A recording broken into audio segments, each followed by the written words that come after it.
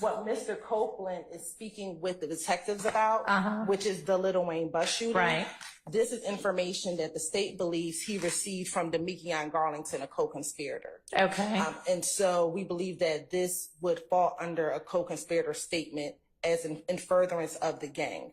So because he's telling him about an act that occurred between these gang members, and to give the court a little more context, the Lil Wayne bus shooting, what we call it, is one of the acts. We've already presented evidence about this act.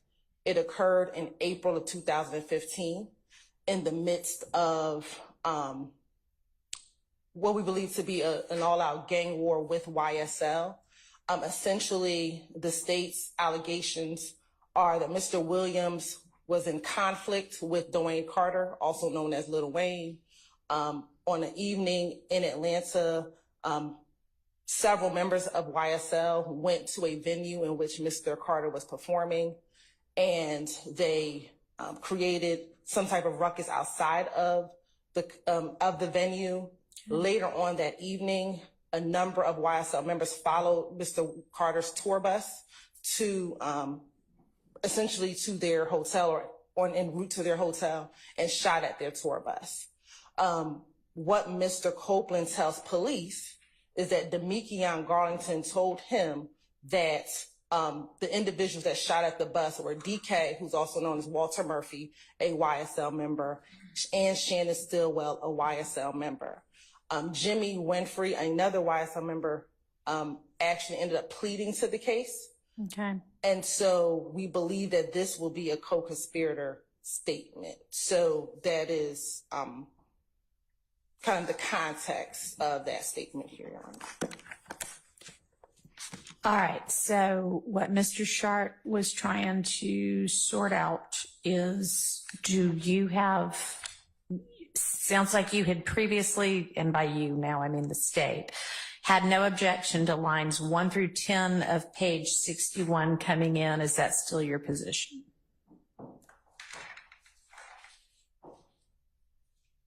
No objection of it coming in. Yes, we have no objection of it being played. Okay. Right, that was never an issue. Okay, and it's still not. All right. So, and I don't think we need a ruling on the intrinsic, I mean, this doesn't really further my interest, but just to be honest with the court, I don't think this is an issue of whether it's an intrinsic act, because it's pled in the indictment as an overt act. Yeah. Part 1. So okay. I don't think that's the issue. The issue is the state is just saying, well, we think he got this information from Damekion Garlington. There's 2 issues. A, we think he got this information from Damekion Garlington. I don't know where they're getting that from. That's 1, other than speculation. 2, then it also, if they were to be able to show that he was the source and that he's a conspirator, then we would also have to, it sounds a lot like spilling the beans. So there's 2 aspects to that where the state, the burden is on the state, and I just don't see them meeting it. So, DK, I'm sorry, y'all. It's going to take me a minute to get all the names. DK is who in real life? Walter.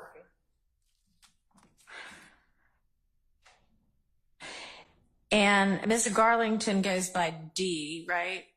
Who is Lil D? There's 2 Lil Ds. Oh. There are 2 of like lots of these people. Okay. So one will be referenced as Lil D from Mechanicsville, and that'll be Damekion Garlington. Okay. So does he go by like both D and Lil D? Primarily Lil D. Okay, and he's Garlington, but he'll be Lil D from Mechanicsville. And he also is referred to as Scarface. Okay. In the indictment. All right. And then the other Lil D will be Quindarius Zachary, Quindarius. And when they say Lil D from Cleveland. All right. So we got. And they also call him Sick D. Sick D, Lil D, or Sick D. And he'll be from Cleveland. Okay, thank you. And Your Honor, it's not speculation that Damekion told him this information. On page 61, line 22 through 24, Mr. Copeland says Lil D, that's how I get all my information through Lil D. Which Lil D, D ain't, and they clarify, he says Mechanicsville, which is Damekion Garlington. Okay. Paige, I like it. They were on, they say Shannon DK now. DK with DK right here, so the last name, yeah. What about Lil D? See, Lil D, that's how I get all my information to Lil D. Lil D ain't, mechanic. Yeah. See, he not gonna be able to tweet all day. Twitter and Instagram, this all he gonna do all day. I mean, he gonna be, everybody, he admits everybody. Everybody, I mean, talk to them. You know what I mean? So, I can always say, hey, like, I can call you right now. If he ain't on the police, he'll sit right and tell me what's going on. So, well, I'm letting they deal about this, bro.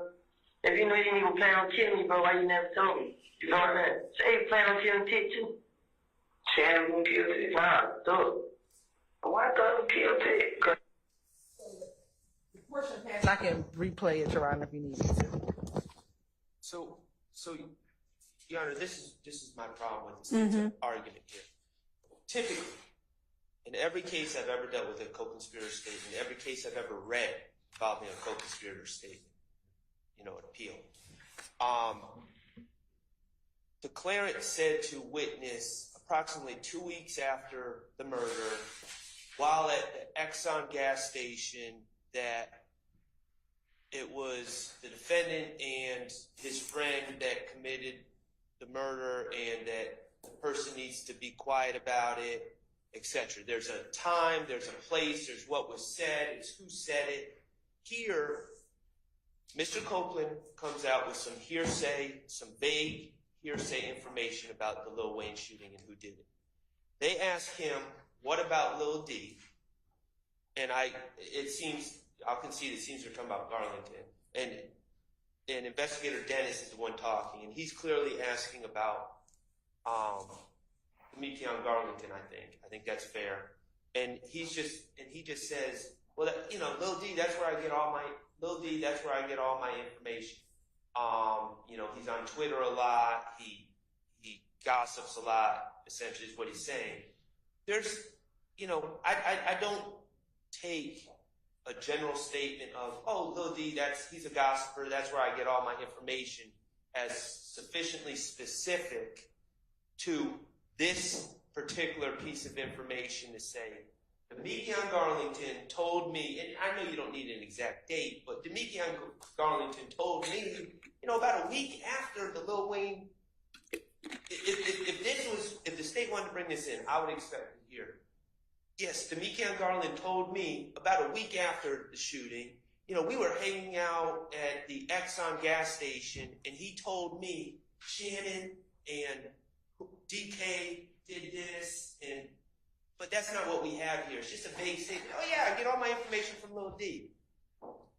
So I don't think that's sufficient to particularly say that he's the source of that particular information. And then, of course, again, it's spilling the beans when it really comes down to it too, because there's no context that would lead anyone would allow Your Honor or any of us to conclude that the state has proved by preponderance of evidence that somehow a statement that we don't even know was made, where it was made, the context of what it was made, was somehow in furtherance of any sort of conspiracy. So I just don't see how you are armed with making any sort of determination that it falls under 801 D2E, and of course the burden is on the state to. Mr. Steele. Could you mind, as you're making this analysis under OCGA section 24-8-801 D2E, I'd like the court to just denote that in a good case is, that I think it's a good case, is Stafford, S-T-A-F-F-O-R-D versus State. That is 312 Georgia, 811.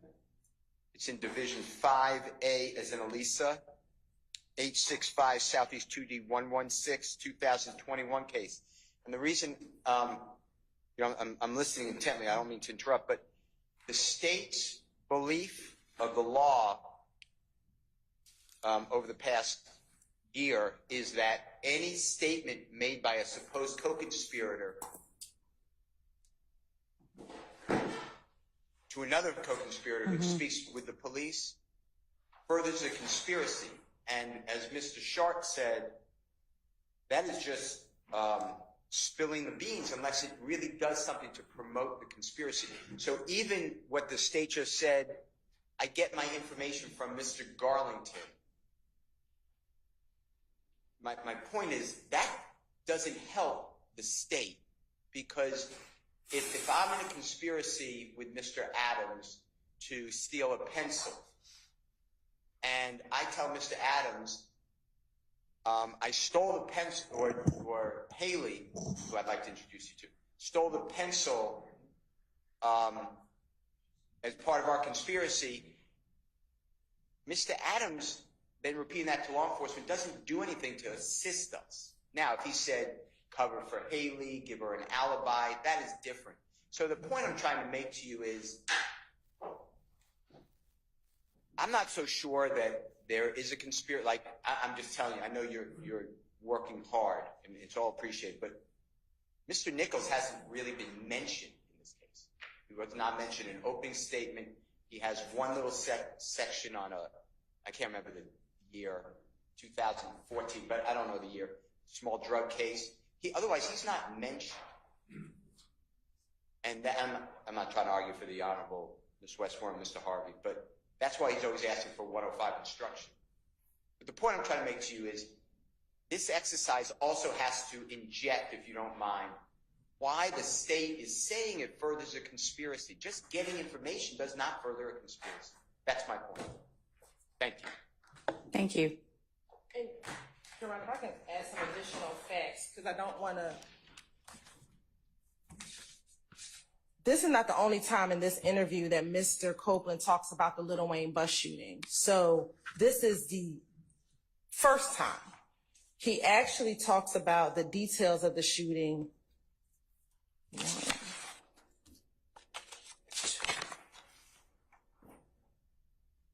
At least 2 more times throughout the course of this interview. So this interview is 9 hours long. And so in the course of that interview, he gives more and more details about the shooting.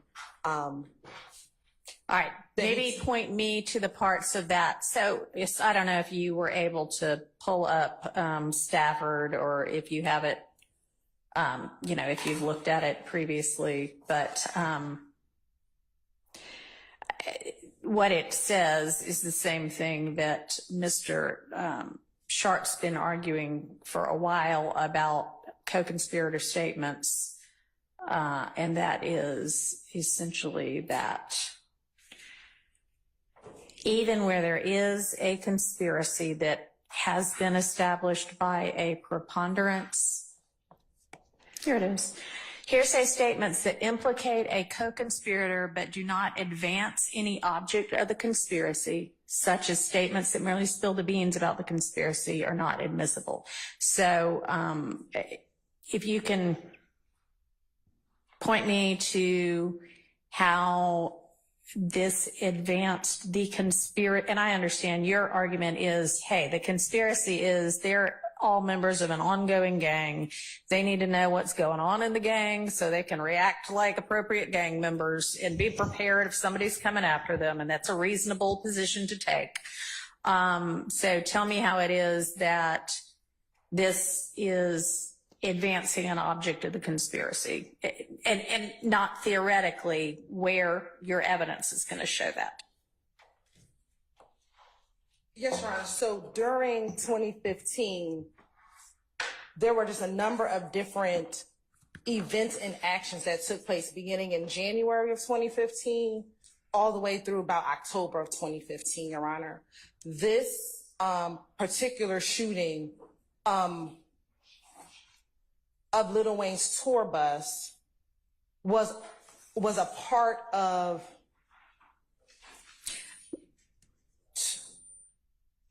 two events. So Lil Wayne, I'm trying to simplify how Mr. Carter is a part of this. So starting in 2014, Your Honor, Mr. Williams had began a musical relationship with a person by the name of Brian Williams, also known as Birdman. Lil Wayne was one of Birdman's artists at the time, back in 2014 and prior to that. Evidence has come in that members of YSL, specifically, have made threats against individuals who we believe supported Lil Wayne during this ongoing dispute that they were having. Is Birdman alleged to be in a rival gang, or he's just a rival record producer in the industry? He wasn't a rival to Mr. Williams, so he was friendly with Mr. Williams. Lil Wayne, we believe, became a rival, and we're talking about back in 2014 and 2015, of Mr. Williams at some point. At some point, there was some friction between the two of them, in which Mr. Williams made subtle threats to Lil Wayne via social media. That evidence has been entered before this jury. And we believe that the gang, when Mr. Carter came to Atlanta, there again, like I said earlier, members of YSL just converged on the compound. They left their different, I think they were at a music studio.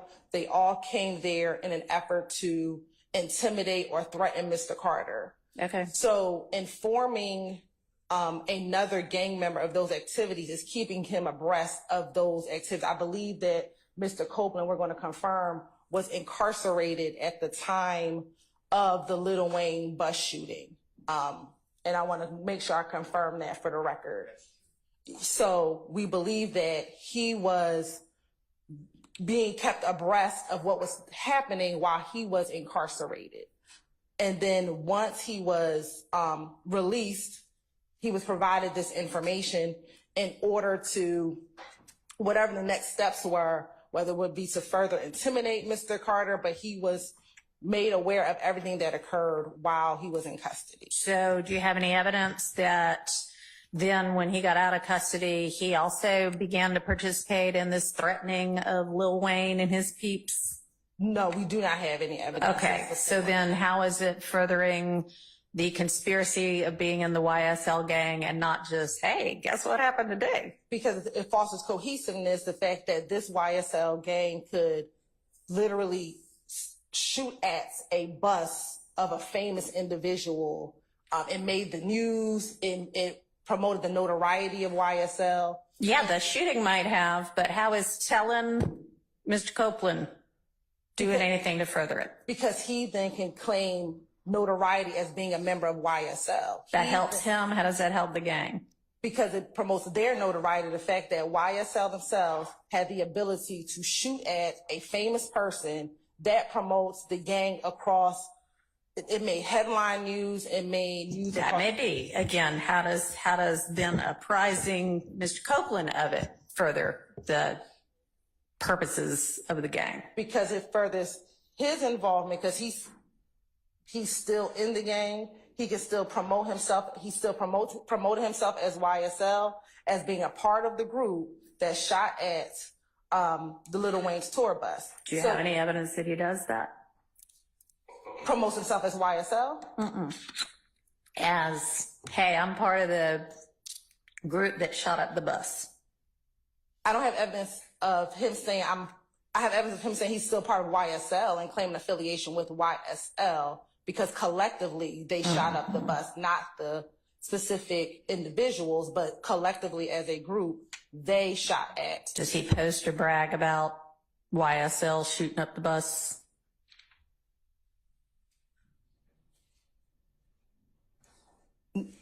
No, we do not have any evidence of him posting on social media YSL shooting up the Okay.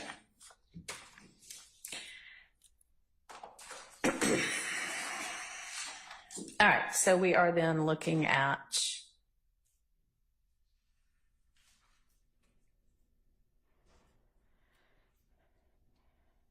'61, line 22 through 62, line 14, where he says, I get all my information from Lil D. Because everybody's talking about it. He knows what's going on. And I don't think y'all have sufficiently satisfied the co-conspirator exception there. I'll keep that part out. Let's move on to the next one.